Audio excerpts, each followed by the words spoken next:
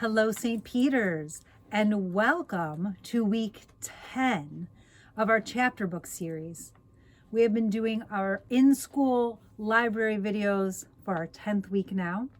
We're working on our new chapter book that we started last week, The World According to Humphrey, and all of my friends are here to join us as well. We have Ralph, Magic Monkey, Daisy, and the Pig of Joy are hanging out here with the Jar of Joy. They're hanging out in the back of the library, ready to hear what sort of adventures we will hear from Humphrey today. So if you remember, last week, we read the first 2 chapters. And the teacher bought him for the classroom, but she was a substitute teacher.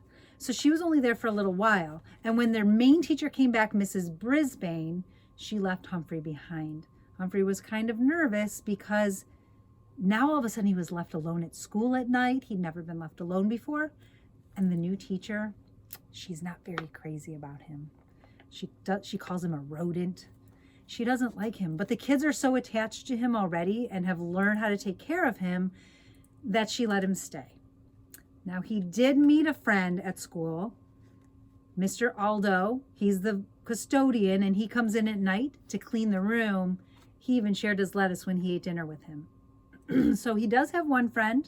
We're going to find out more about even more of the students and the principal in the next 2 chapters of The World According to Humphrey by Betty Birney. We are going to read chapters 3 and 4 today.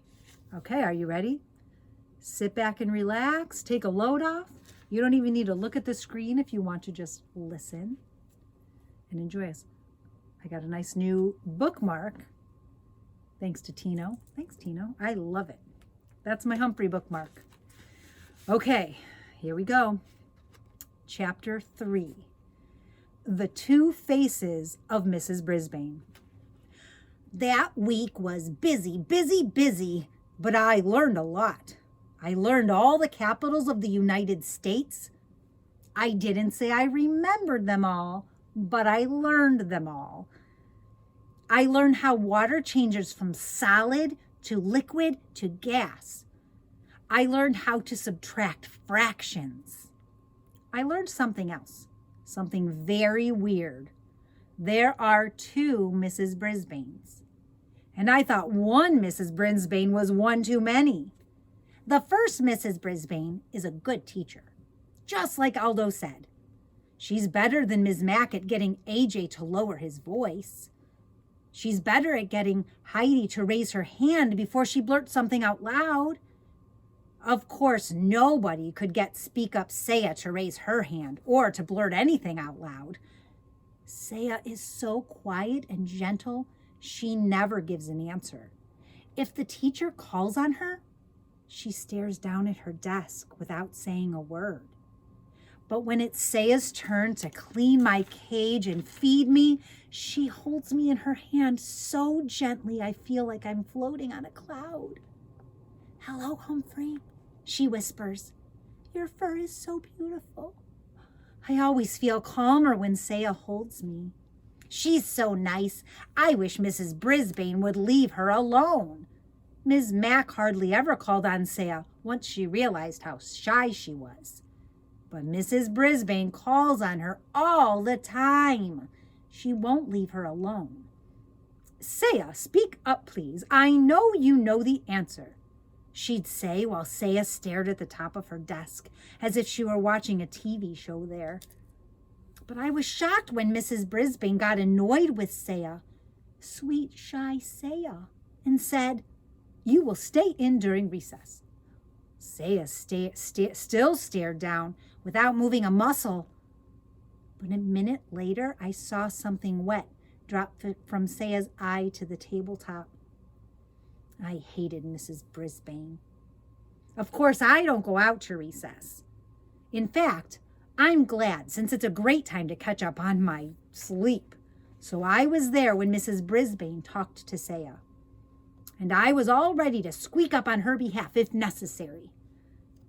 Mrs. Brisbane brought a stack of papers to the table and sat down across from Saya. "Saya, you think I'm being mean to you, don't you?" Saya slowly shook her head no. I heartily nodded my head yes, but no one was looking at me. But I wouldn't call on you if I didn't know that you know the answers, the teacher explained. Look at your papers and tests. You get 100% on everything. Spelling, science, geography, and arithmetic. Your vocabulary is excellent, but I have never heard you speak. Can you tell me why? I checked my notebook and I was pretty impressed. I only got an 85% on the last vocabulary test. This girl is smart. Saya still did not speak. Saya, I'm going to have to send a note home to your parents. Maybe they can help me figure out what to do, said Mrs. Brisbane. Saya looked up, very frightened. No, please, she said. Mrs. Brisbane looked surprised. She reached over and patted Saya's arm. I won't send a note now, if you'll promise to try. Saya looked back down at the desk and nodded. I'll tell you what, I won't call on you if you promise that sometime within the next week, you'll raise your hand on your own and answer a question. Is that a deal? Saya nodded, very slowly this time. You'll have to say it, Mrs. Brisbane told her. Deal, Saya whispered. Terrific, said Mrs. Brisbane, smiling. Now, how would you like to erase the board for me? Saya jumped up and hurried to the board. All the students in room 26 liked to erase the board for some reason. Mrs. Brisbane was sure hard to figure out. She hadn't been mean to Saya at all. She just did what a teacher is supposed to do. I liked this Mrs. Brisbane. I even liked the pink blouse she had on. But at the end of the day, when the students were gone, the second Mrs. Brisbane came back. The really scary one. She straightened up the room and came over to the window to close the blinds. I could only hope that Aldo would open them for me later. She looked down and saw that the table around me was messy. The bag of shavings used for my bedding had torn, and bits of litter were scattered all over the table. Garth had done the cleaning and left the lid off my treats box. The whole table looked untidy. Good grief, said Mrs. Brisbane in a very unhappy voice. I decided to take a spin on my wheel. Usually that cheers people up. But not Mrs. Brisbane. She started to clean the table, getting paper towels and cleaning spray and muttering to herself the whole time. Not my job, she grumbled. These children are not responsible. All I need is somebody else to take care of. Some rodent. Nobody says rodent quite the way Mrs. Brisbane does. Then she looked down at me with angry eyes and said, You are a troublemaker. And somehow I'm going to get rid of you. Then she grabbed her purse and her papers and stormed out of room 26. For once, I didn't mind being left alone. I didn't even mind the tick, tick, tick of the clock. I was just glad that the second Mrs. Brisbane was gone. I was worried about what she'd said, but I kept my mind occupied about practicing my vocabulary words until the light was completely gone. If Saya got 100% correct, why couldn't I? Then I sat and waited. Suddenly, bright lights blinded my eyes as the door swung open and a familiar voice roared, Never fear, Aldo's here. Aldo rolled his cart over to my cage and put his face right down next to mine. How's it going, Humphrey? He asked. I tried squeaking out my story, but Aldo didn't quite catch what I was saying. Whoa, pal, something's got your tail in a tizzy. Well, this should cheer you up. Aldo reached into a brown paper bag, pulled something out and dangled it in front of my cage. Something to gnaw on, little buddy, he said, opening the door of my cage. Joy, joy, joy, a tiny dog biscuit. One of Miss Mac's friends gave me one of these once. You can crunch on it forever. Ha ha, suddenly there's a smile on your face. Aldo beamed with pride. Now I'll clean this room real fast so we can eat our dinner together. I never saw anybody move as fast as Aldo. He turned the music up full blast. Then he mopped and polished and swept and scrubbed, while I nibbled and gnawed on my biscuit. When he was finished, Aldo pulled a chair up to my cage and took out his big sandwich. You know, Humphrey, some folks might think I'm crazy talking to a hamster, but you're better company than a lot of people I know. Here, have a nice salad. It's good for you. He tore off a tiny piece of lettuce and pushed it through the wires of my cage. Thank you, I squeaked. You're welcome, said Aldo. So, what were we talking about last night? Oh, yeah, loneliness. You know I have friends, Humphrey, but during the day when I'd like to do something, go bowling or to a movie or something, they're at work. And then when they want to do something, I'm at work. Of course, there's the weekend, but I usually see my family, you know. My brother and his family, my nieces and nephews. I got a big family. Suddenly, Aldo bopped the side of his head with the palm of his hand. Whoa, Humphrey, I never told you. My nephew, he's in your class. Richie Rinaldi, he sits over there. He pointed to the far side of the room. He always has the neatest desk in the class. He'd better, or he'll hear from his uncle. Do you know him? Of course, I squeaked. Repeat that, please, Richie, one of the nicest boys in the class. But he mumbled a lot, and usually had to repeat something 2 or 3 times to be understood. Aldo crunched his bag and tossed it into his trash can. Well, I'm out of here. You know they got a frog in room 16, but he's not good company like you are. He sings nice, though. Sing, I'll sing for you, Aldo, I thought. Squeak, squeak, squeak. Don't worry, I don't like him nearly as much as you, my friend, Aldo said. He opened the blinds to let the light in. Just as he was going out the door, Aldo said, See you next week, Humphrey. Next week? A cold chill came over me. Tomorrow was Friday. When Ms. Mack was in room 26, she took me home for the weekend. But if Miss Brisbane didn't take me home, I'd have 2 very long days and nights with no one. Not even Aldo to feed me or chat with me. Even worse, what if Mrs. Brisbane did take me to her house? What fate would await me there? I had plenty to keep me busy the rest of the night, worrying about Mrs. Brisbane and how she planned to do away with me. Miss Mack, please come back. Here's our end of the chapter hamster tip number 3. Hamsters enjoy a change in routine.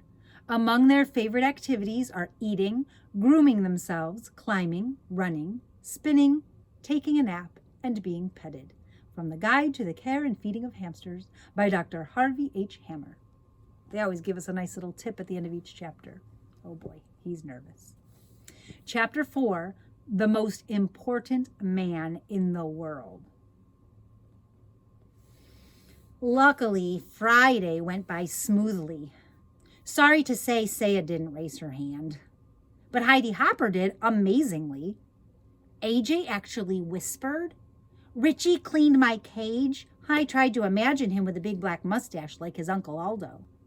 Later, when Mrs. Brisbane asked him to name the capital of Kentucky, Richie said, Hot dog.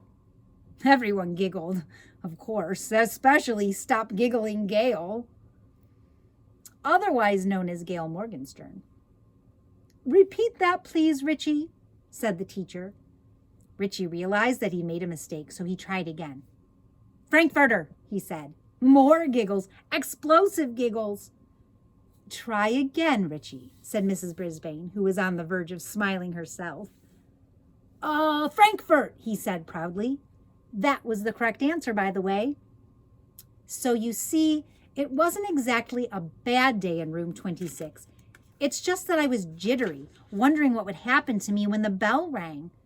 Would I be left alone, hungry, utterly forsaken for 2 whole days? Or would I be a captive in the haunted house of Mrs. Brisbane? At last the bell rang and the students flew out of the door like a flock of homing pigeons in a movie Ms. Mack showed us. Just then the room mother stopped by. One was Heidi Hopper's mom, and the other was Art Patel's. That's Pay Attention Art. They came to talk with Mrs. Brisbane about Halloween, which was less than 2 weeks away. I didn't know what Halloween was, but it sure sounded scary, especially when they talked about bringing bats and witches and even worse, cats right into the classroom. Shiver, quiver, shake. What could they be thinking? I was about ready to fling open the door of my cage and escape when the door opened and in walked the principal, Mr. Morales. Mr. Morales is the most important person at Longfellow's school. He runs the place and everyone respects him, you can tell. For one thing, Mr. Morales always wears a tie. No one else in the whole school wears a tie except Mr. Morales. For another thing, when Mr. Morales comes into the room, everyone stops what they're doing and waits to see what he has to say. And for a third thing, both Ms. Mack and Mrs. Brisbane sometimes threatened to send a misbehaving student to Mr. Morales' office. As soon as the teacher mentioned the principal's name, the student would start acting very, very nice. "Good afternoon, ladies," said Mr. Morales. He was wearing a light blue shirt and a tie that had tiny books all over it. Everyone said hello. "Well, how was your first week back, Sue?" he asked. Sue was apparently Mrs. Brisbane, although I'd never actually thought of her having a first name before.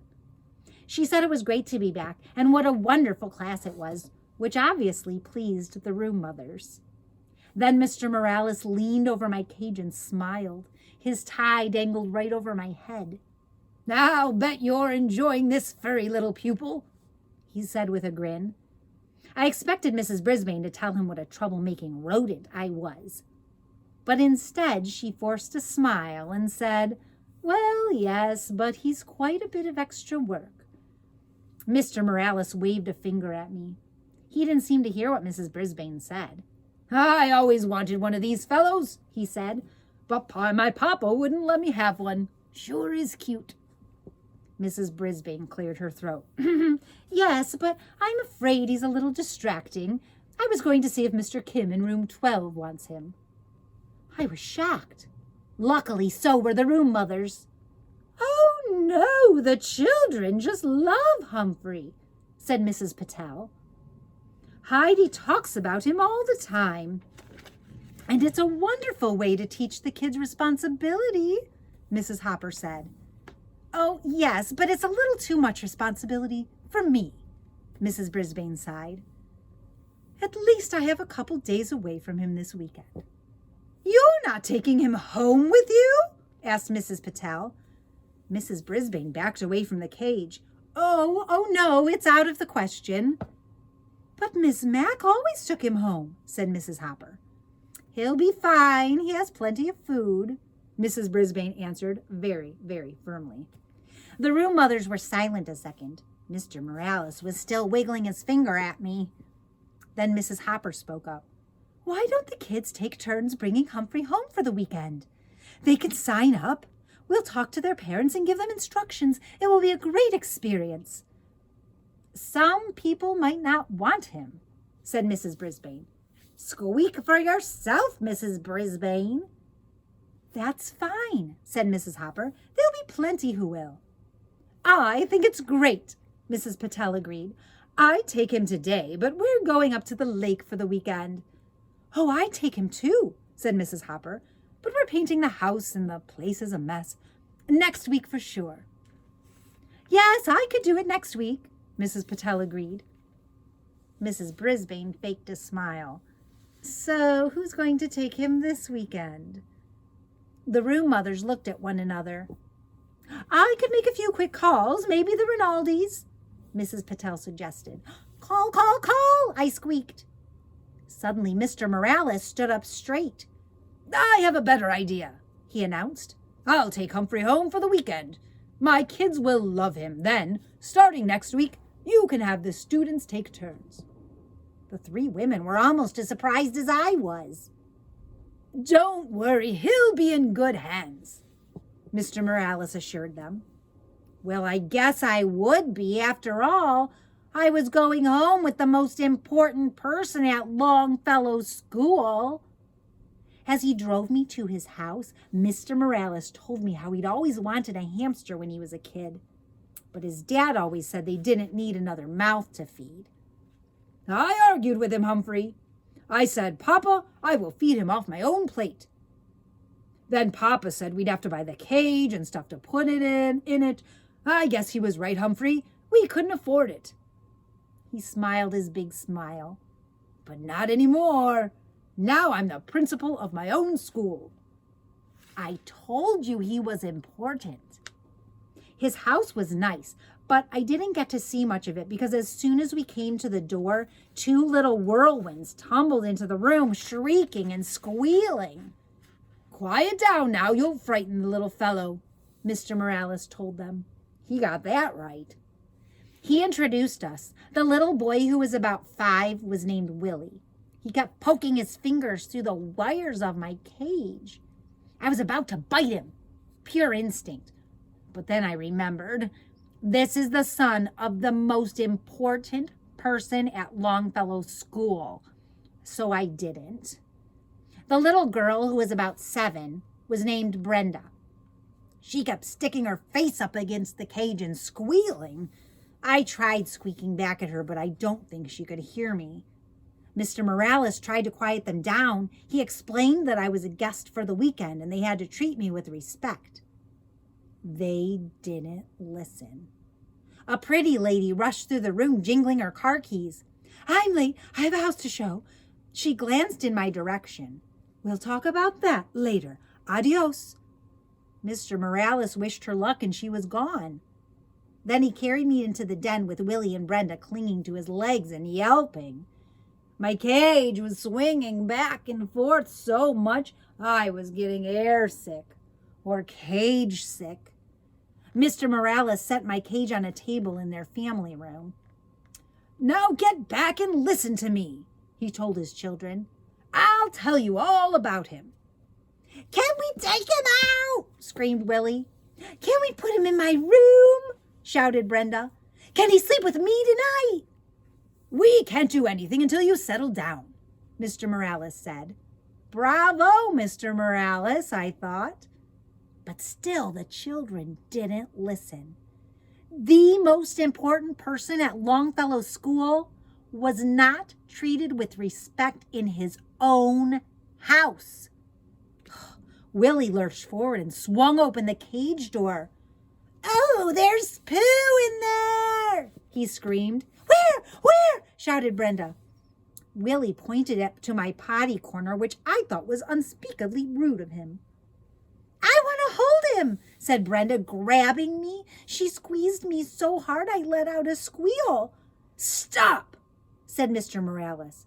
Put him back right now. She opened her hand and dropped me onto the floor of my cage. Luckily, I landed in a pile of soft bedding. Luckily, I didn't land in my poo. I was a little dizzy, but I heard Mr. Morales send Willie and Brenda to their rooms. I will not allow you to mistreat an animal. Upstairs, doors shut, no playing until I say you can, he said. Suddenly, Mr. Morales didn't look so important. He slumped down in the chair next to my cage and loosened his tie. Now you know my secret, Humphrey. At school, everybody listens to me. At home, nobody listens to me, he said. Mr. Morales looked tired. Above our heads came the sounds of thumping and bumping.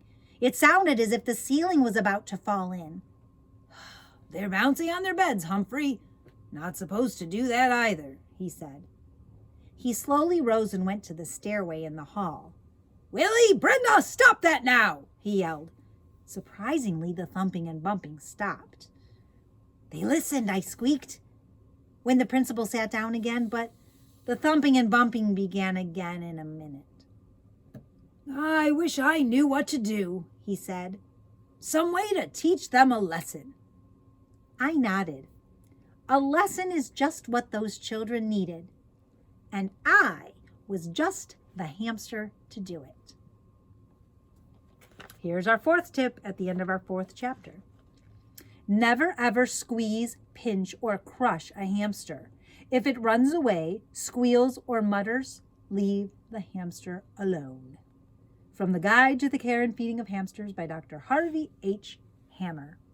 And that is where we will stop for today. That was chapters 3 and 4. Boy, oh boy, he was excited to be going home with the principal. But when he got there, it wasn't quite what he expected, was it? The kids were out of control, and the principal didn't know what to do about it. I wonder what they're going to decide to do in order to get those kids to behave a little bit better. We'll find that out next week. The World According to Humphrey. Pretty cool. Well, guess what, boys and girls? Today is World Kindness Day. Can you believe it? We always spread our joy, but it's even more important today than ever. This is a day where you can just focus on being kind to everyone you see and see how it brightens up not only their day, but also your day. You never know when someone might just need a smile, right? Someone might just need a wave to make them feel better in their whole day. So Joy, we really need you today on World Kindness Day. We're going to spread some joy. Shake it up. Let's see how we're going to spread our joy today. Oh, I almost dropped it. Let's see what we have. Oh, yeah, and it's Friday. What a perfect way. Start a dance party. We danced our way into school today. So if you came to school today, you might have seen me dancing. Joy wasn't there, so she's dancing now. Go start a dance party. Put on some music. It doesn't matter. It can be any kind of music you like. Start dancing and then dance around your house and go find everyone and do a little dance. And pretty soon they'll all be joining in and the joy will be felt in your whole house. Go and try it. I promise you, it will make everyone feel better, even if they feel kind of silly doing it. Go start that dance party. Okay, boys and girls, that's all I have for this week. Next week, we'll read a couple more chapters of Humphrey. Until then, I hope you spread your joy, make World Kindness Day the best day that it can be. Try to go outside and have some fun. It's a little chilly, but put a coat on. The sun is shining. It's a beautiful day. Until next week, boys and girls, have some fun and keep spreading that joy.